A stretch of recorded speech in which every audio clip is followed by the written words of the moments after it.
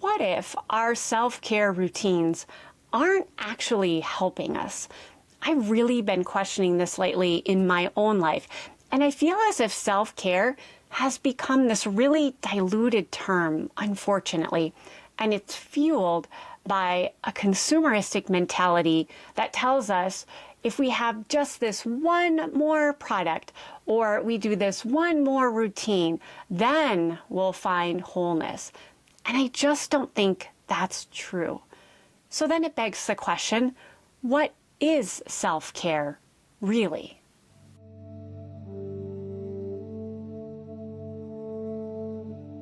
Blessings. My name is Brenda Carey, and I'm a holistic healer for highly sensitive souls. Allow this time to be a sanctuary for you, to awaken your sensitivity where you can soften, heal, and reconnect to your own inner wisdom. I am so grateful that you are here with me today. This episode was spurred by a recent YouTube ad that I saw, and it depicted this smiling and very happy woman carrying a laundry basket of neatly folded clothes coming out of her immaculately clean laundry room, definitely not like mine. And on top of her folded clothes was a popular brand of laundry detergent. There is a male voiceover that then says, "Make this laundry detergent a part of your self-care routine." And I thought, wait, what? When did doing laundry become self-care? Especially when I had to purchase this particular laundry detergent. I kind of look at laundry as a household chore, to be honest. However, if you genuinely love doing your laundry and you're folding it with presence and it brings you a sense of peace, then by all means, I do think that really anything can be genuine self-care with presence and intention. However, this really made me start to think about deeper questions around self-care. First of all, when did it become so commercialized and sometimes really complicated? Unfortunately, even the term self-care feels really diluted now, and I find that really sad. Some of the typical self-care products that we see, whether it's anything from skincare products to meditation apps to purchase to recently I purchased a tea mixture, and I genuinely love the tea, and it also has adaptogens and mushrooms and probiotics and prebiotics and all great things, but then it really made me think, do I need all of that? And that's true for many of the products that we are being advertised to. And something just to consider when you are thinking of purchasing a product for self-care. And no judgment by any means. I've purchased many myself.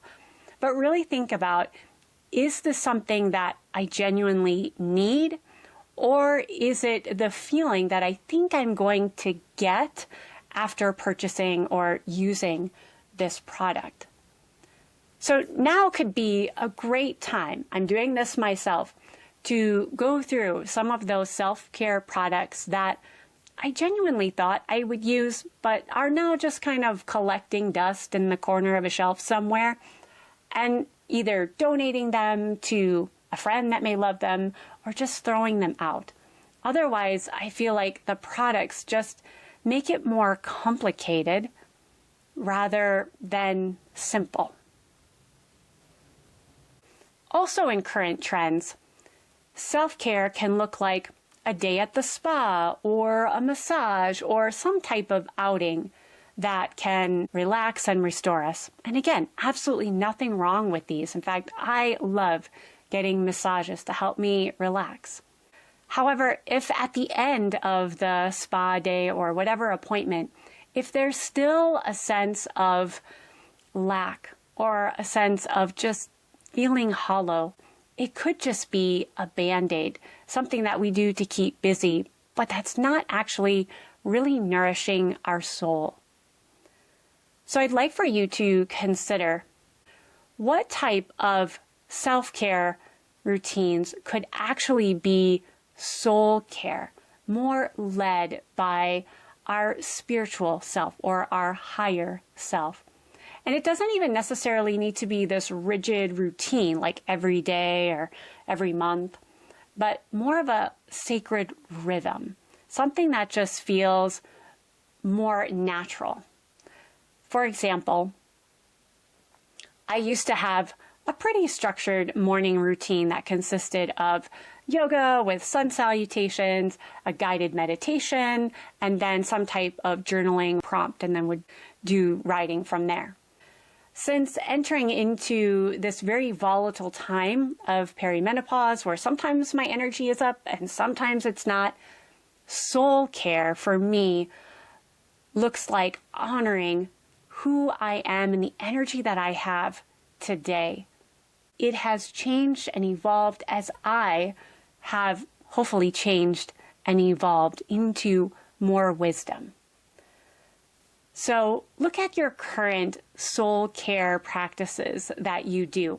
Maybe it is yoga, maybe it is meditation, and ask yourself, is this familiar, what I'm used to doing?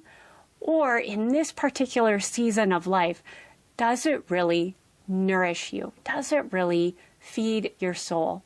And if not, well, now can be a great time to change it up just a little bit. And know that we don't have to keep it quite so rigid. For example, I had a client that every week she was adding on more and more, albeit very good, self-care practices and routines. She would do yoga, and then she would do meditation, and then she found this product, and then she used essential oils, and then she added in oracle cards. And these are all great spiritual soul care practices. But if it keeps adding on, and then it starts to get maybe complicated and even overwhelming, maybe it's time to just really check in and ask yourself, what do I really need in this moment? What is really going to feel aligned with who I am now and who I would like to become? And allow that sacred rhythm to reveal to you the practices that you need. Because ultimately, I think we can get really caught up in the doing of the self-care routine. I'm in a space of, let's see if we can receive the medicine of the soul care practices that really resonate with us today. And it might look a little different every day, but know that it comes from this genuine place of you, your higher self. So my encouragement to you is, which pseudo self-care practices or products can fall to the wayside? And which soul care products can you maybe reintroduce or bring in that makes you feel alive and makes you feel like you? And I would love to know. Please share that in the comments. If you have found this episode helpful, please give it a like, subscribe to this channel, and share it with other sensitive souls. And as always, blessings on your healing journey.